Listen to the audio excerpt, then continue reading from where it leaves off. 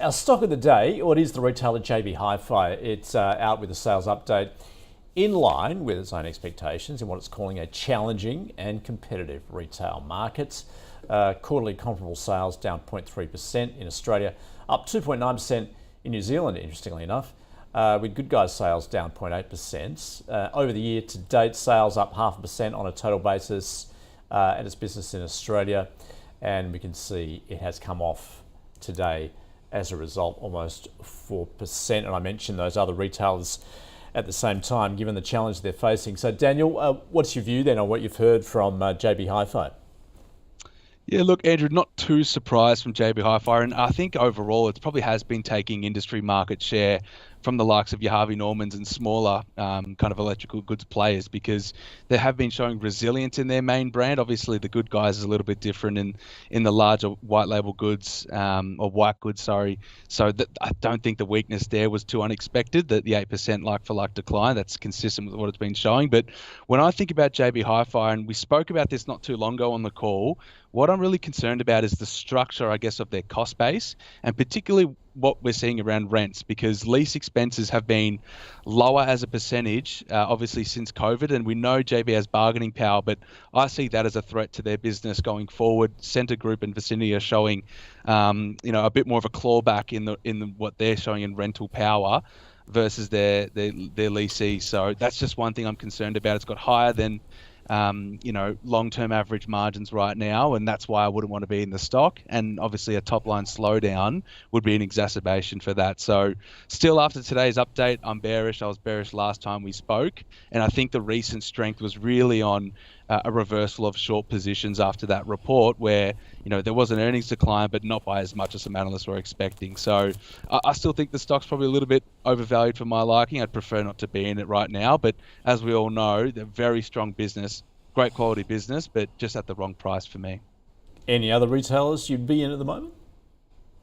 Look, I think the outlook for retail is getting worse and worse, clearly, as we go forward. The one for me, which just understanding the long-term growth perspective and the long-term growth outlook, has been Lovisa, and that's been the one I've been consistent with.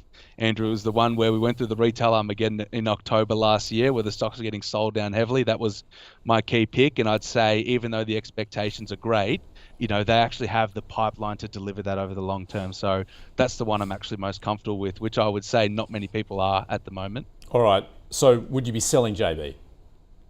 Yeah, I'm happy to call it a sell right now on outlook risks. Yep. Okay. Mark?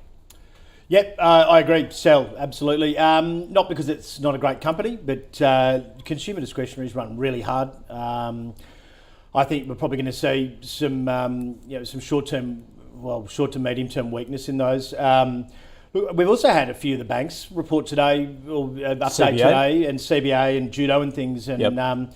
And look, their loan books and their loans in arrears really starting to edge up a fair bit higher as well. So I think that's sort of really showing that I think this higher for longer is really starting to bite the consumer, and that disposable income it's probably really finally run out in a way. So I think for this one, you've had a fantastic run. It's very high on the list of companies you'd be buying back on any weakness. And I tend to agree as well. Lovisa, we've trimmed some Lovisa just on a sector outlook, probably only about 20%.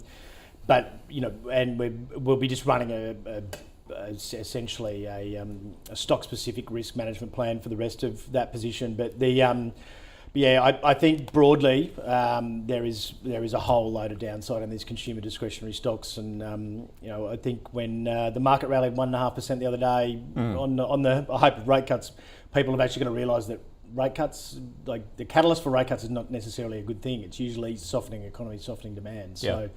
I mean, as I said, you've had a great win. Why wouldn't you just at least take half off at absolute minimum, if not just sell the lot? All right, that is a double sell then for JB Hi-Fi.